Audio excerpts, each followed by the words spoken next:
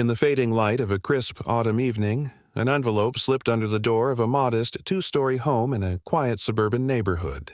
The paper crinkled under the trembling fingers of Elijah and Harriet Thompson, an elderly black couple whose lives had been woven into the fabric of that house for over 4 decades.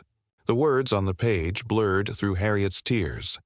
Eviction notice. Effective in 30 days. Minor code violations were listed: peeling paint, overgrown hedges, but the true sting lay unspoken, a shadow that had crept in with the new property owner, a man whose disdain for their presence had been palpable from the start. Elijah, his back stooped from years of labor as a factory worker, felt a familiar ache in his chest, not just from age but from the weight of history repeating itself. They had faced discrimination before, in the Jim Crow South of their youth, but here in this northern enclave, they thought they had found sanctuary. Whispers from neighbors hinted at the landlord's motives. Complaints about changing the neighborhood's character, coded language that masked deeper prejudices. As the sun dipped below the horizon, Harriet clutched Elijah's hand, her mind racing to their scattered family. Their adopted children, taken in during times of desperation, had grown into forces of their own. But would they come? The clock ticked mercilessly, building a tension that threatened to unravel the threads of their hard-earned peace. What if this was the end of their story? Yet, in the quiet of that night, a spark of hope flickered. The children they had raised with boundless love might just hold the key to turning the tide against an injustice as old as time itself.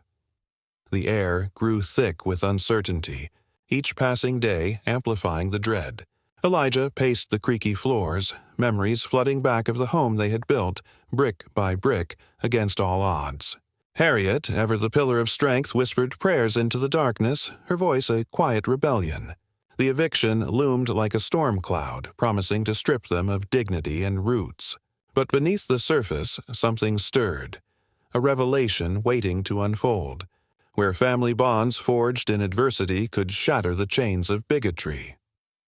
Nestled in the heart of Willow Creek, a once diverse suburb now gentrifying under the influence of affluent newcomers, stood the Thompson home, a beacon of resilience amid manicured lawns and pristine fences. Elijah and Harriet, both in their late 70s, had purchased the property in the early 1980s, a time when redlining still cast long shadows over black homeownership. Elijah, with his calloused hands from decades on assembly lines, and Harriet, a retired schoolteacher whose lessons extended far beyond the classroom, had turned the house into a haven. It wasn't grand, but it was theirs, filled with the echoes of laughter and the scent of home-cooked meals. Their story deepened with the arrival of their adopted children decades earlier. In the turbulent 1990s, during a wave of community crises, 3 young siblings, white, orphaned by tragedy, found themselves adrift in a system that offered little mercy. Elijah and Harriet, childless after years of trying, opened their doors without hesitation. Marcus, the eldest, was a fiery boy with a sharp mind. Lena, the middle child, possessed a gentle empathy. And young Theo carried an artistic soul. Raised in a home where love transcended color, they learned the harsh realities of race through their parents' eyes. The subtle slights, the overt barriers. The Thompsons instilled values of justice and perseverance, shielding the children from the world's cruelties while preparing them for it. As the years passed, the children flourished. Marcus became a prominent civil rights attorney in a bustling city nearby, his cases dismantling systemic biases. Lena pursued medicine, specializing in geriatrics, her practice a tribute to the care her adoptive parents had given. Theo, the youngest, channeled his experiences into activism and journalism, his writings exposing inequalities in housing and beyond. Though distance and careers pulled them away, the bonds remained unbreakable, with occasional visits and calls bridging the gaps. But change swept through Willow Creek. The old landlord, a kind soul who appreciated the Thompsons' steadfastness, sold the property to Reginald Hayes, a real estate developer with ambitions to revitalize the area. Hayes, a man in his 50s with a polished exterior hiding a core of entitlement, viewed the neighborhood through a lens of profit and homogeneity. Whispers of his past dealings surfaced: evictions in minority-heavy areas, partnerships with exclusionary groups. From the moment he took over, his inspections grew frequent, nitpicking at the home's age-worn features. The Thompsons sensed the undercurrent. Their presence didn't fit his vision of an upscale enclave. Curiosity built as neighbors divided. Some offered quiet support, others averted their eyes, complicit in the silence. What lay ahead was a test of endurance, where the past's lessons would collide with present-day prejudice, drawing the far-flung family back to the fold. As the eviction notice took hold, the days blurred into a relentless siege on the Thompsons' spirit.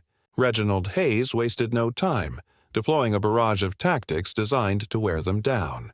Inspectors arrived unannounced, citing fabricated violations, a loose gutter here, an outdated wiring claim there.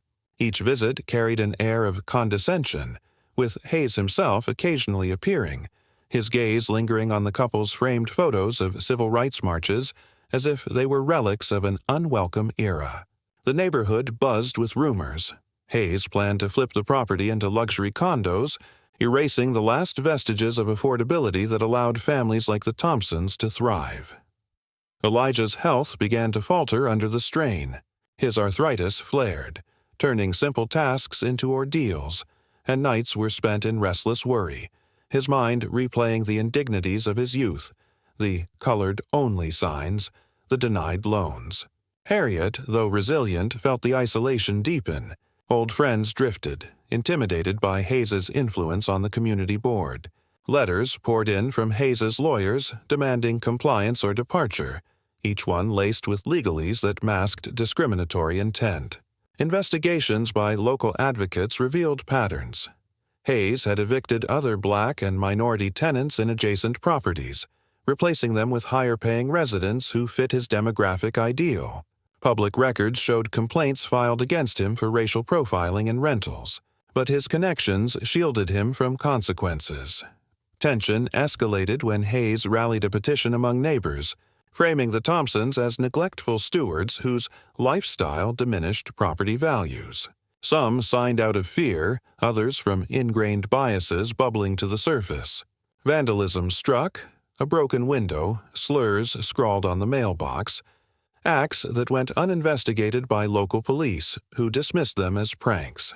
The couple's savings dwindled on legal fees, hiring a modest attorney who uncovered emails from Hayes referring to the neighborhood's need for cultural cleansing. Yet, the system moved slowly, bogged down by bureaucracy that favored the powerful. Amid the mounting pressure, faint glimmers of resistance emerged.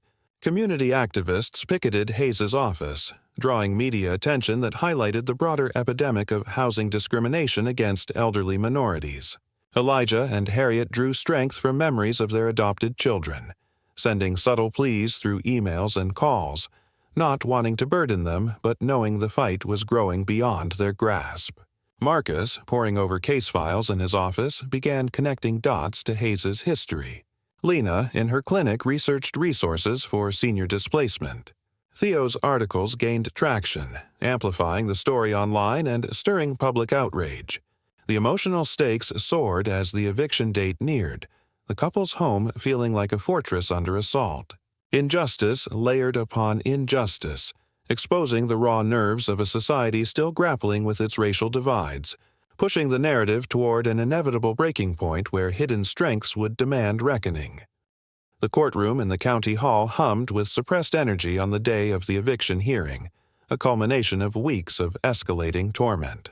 Elijah and Harriet sat at the defendant's table, their faces etched with the weariness of battles fought across a lifetime. Hayes, flanked by his sharp-suited legal team, exuded confidence, presenting evidence of supposed violations with charts and photos that exaggerated the home's flaws. The judge, an impartial figure in robes, listened as Hayes's attorney argued for immediate removal, painting the Thompsons as obstinate holdouts in a progressing community. Whispers rippled through the gallery. Supporters for the couple mingled with Hayes's allies, the air thick with the unspoken divide of race and power. As the proceedings intensified, Hayes took the stand, his testimony laced with veiled prejudices. He spoke of maintaining standards, his eyes avoiding the Thompsons, but the subtext was clear. Their blackness was the true infraction. Elijah's attorney countered feebly, lacking the resources to dismantle the facade, and the momentum seemed to tilt irrevocably toward defeat. Harriet gripped Elijah's hand under the table, her heart pounding with a mix of despair and defiance, the weight of their shared history threatening to crush them in this sterile arena of justice. Then, the doors at the back of the courtroom swung open with a dramatic creak, drawing all eyes. Marcus strode in first, his briefcase in hand, followed by Lena in her white coat and Theo with a stack of documents.